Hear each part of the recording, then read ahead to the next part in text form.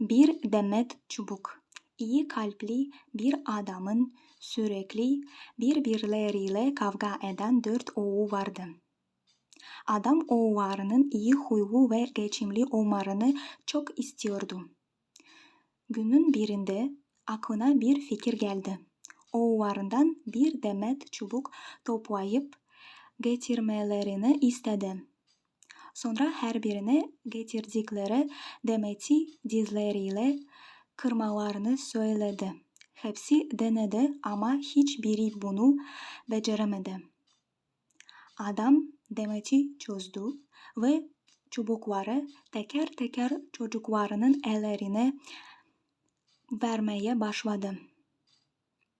Çocuklar bütün çubukları bir bir kırıp attılar. Bunun üzerine "Evlatlarım," dedi adam.